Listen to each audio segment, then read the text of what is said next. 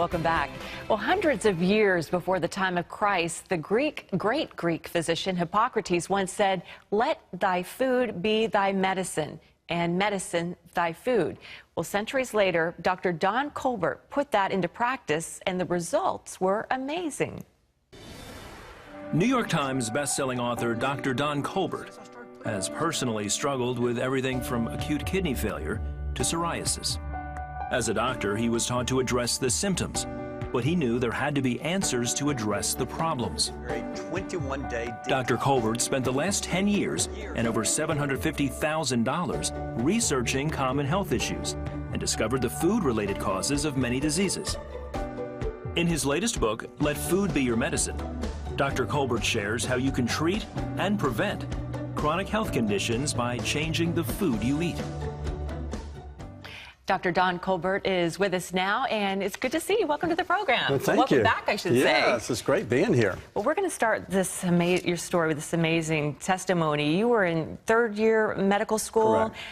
Correct. It was a hot August day, and at Oral Roberts University, we were required to run a 3-mile run. Okay. That was in the high 90s, almost 100% humidity at noon. Is when I ran the race. But by all accounts, everyone thought you were healthy. I was very healthy. You thought you were healthy. In fact, if I ran a certain time, I wouldn't have to run it again. I only had to run it once. And so my time was so valuable that I simply paced myself behind the fastest runner, who was another medical student. He was very fast. I knew that if I ran with him, that I'd make it in time. But the last 100 yards, something happened. And my wife looked at me and she says, "It looks like you've been hit by a car." His legs they were like jello. They were just, it's like my legs had been broken and I was just willing myself over the finish line. That last 100 yards was the hardest thing I've ever done, but I willed myself over the finish line. As soon as I hit over the finish line, I collapsed. I was foaming at the mouth. You went to the hospital. They took you to the hospital. Yes, and when I went to the hospital, see, they had doused me with a hose with water because I was so hot. Finally, I wasn't getting better. They put me in the back of a station wagon, drove me across the street to the City of Faith, and at this time, a huge tornado warnings were going off. Oh my God. Tornado sirens were going. Everything's and happening. all the doctors and nurses are outside the ER looking up at the sky. And then I'm saying, put an IV in this arm. I'm telling the nurse, put an IV in this arm. Because I was so hot, I could barely talk. My heart was racing, and the nurse went outside and screamed, "His temperature is 108 degrees. Oh, my goodness. So you were experiencing heat stroke. And correct. being a med student, you were telling them what to do. Yes, exactly. Well, as soon as they put the IVs in, full blast, the most unusual thing happened. The millions of pores in my body, the heat was so hot that they squirted up, the perspiration squirted up about a ½ inch to an inch. And my wife was looking at me and saying, "That is the strangest thing I've ever seen. It's like an Alfred Hitchcock movie." Oh, my goodness. Because it's like little sprinklers going off all over my body. But what happened, my urine turned the color of coffee, because what had happened, I'd ruptured the muscles in my thighs, and that muscle pigment called myoglobin was leaking out of the muscles into my bloodstream, filtering through the kidneys, and damaging or toxic to the kidneys, so it turned the color of coffee, and it caused me to go into acute kidney failure. Oh, my goodness. So then I was hospitalized, put on high-dose IVs round the clock, just flushing my kidneys, flushing this out. And literally, I watched my thigh muscles shrink right before my eyes to where my arms were larger than my legs. And it confounded the doctors. My CPK levels, or muscle enzymes, were off the chart. They'd never seen them that high before. So you went in, you were healthy earlier in the day. Yes. Now you're having kidney failure, heat stroke. The doctors are saying you might never walk again. Correct. So they have every specialist, kidney specialist, neurologist, all kinds of specialists in, and they say, "We need to biopsy his muscles. Let's biopsy each thigh and each shoulder and send it off, and let's see what's going on with his body." And we said, no. We're just going to biopsy one muscle, my thigh muscle. Okay. They have a huge incision or a scar from where they took a biopsy all the way from the top of the muscle all the way to the bone. And they came back and they said, "We've got bad news. Your muscles in your thigh are necrosed," which means dead, from the top of the muscle all the way to the bone. And by the way, you'll never walk again. Oh, my goodness. And my wife was so upset. She had told them before, "Do not tell him the report. Tell me first." So she was so angry, she said, "Get out of here. You're all fired." Well, we have so much to talk about, but basically, you recovered from that. Yes. But then years later, you developed psoriasis. Correct. All over, or Psoriasis all over. It was one of the worst cases of psoriasis. I finally went to my dermatologist buddy, who's one of the top dermatologists in all of Central Florida, and I'll never forget him peering over his glasses with his glasses down in his nose, looking at me and shaking his head and saying, Don, I'm sorry to inform you, you have the heartbreak of psoriasis.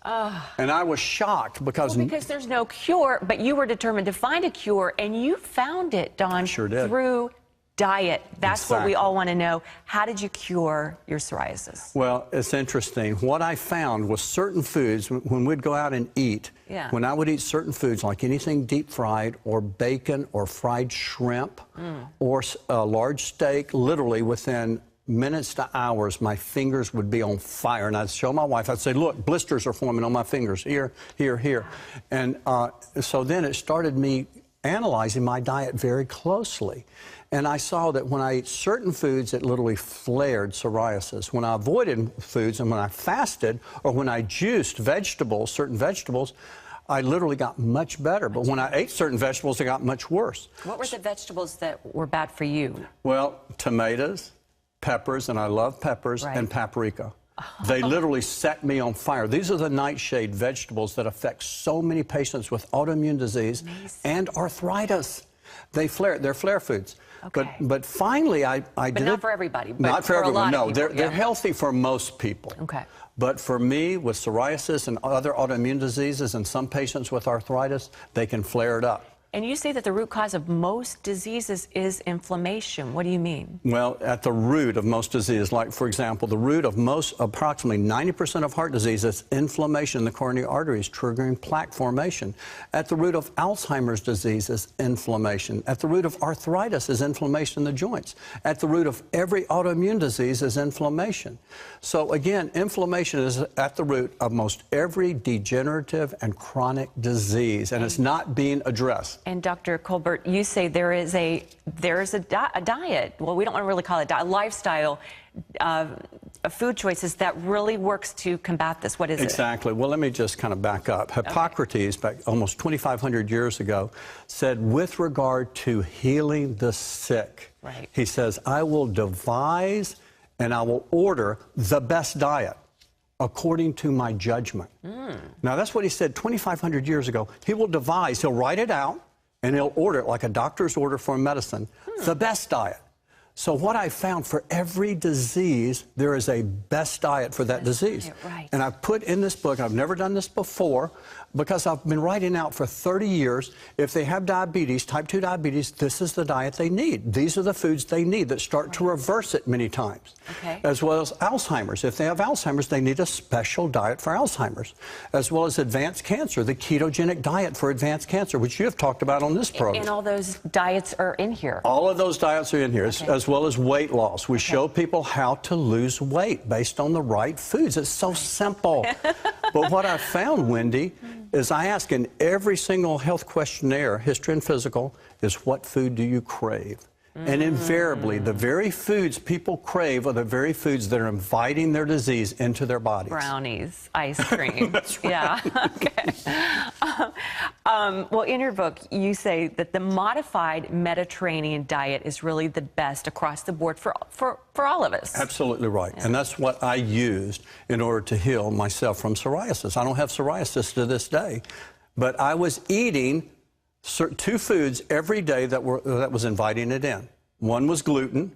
I was highly, highly, highly sensitive to gluten. Amazing. And the other were peppers and paprika and tomatoes, nightshades. Now, lastly, you say there's usually an emotional trauma behind some diseases. I have found with many autoimmune diseases, as well as with many cancers, it's preceded many times months to years prior with an emotional trauma.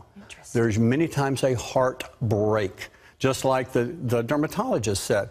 He shook his head, said, you have the heartbreak of psoriasis. And lo and behold, I did have a heartbreak, and I addressed that heartbreak in my book. And if you don't overcome that heartbreak or that trauma, many times it literally It lights the fuse for the disease in your body. Well, that's fascinating. We could talk so much more, but well, for more great insight, get Dr. Colbert's book. It's called Let Food Be Your Medicine, Dietary Changes Proven to Prevent or Reverse Diseases, and it's available wherever books are sold. This is very exciting news. God bless you. Thanks so much for being with us today. Thank you. It's been a pleasure.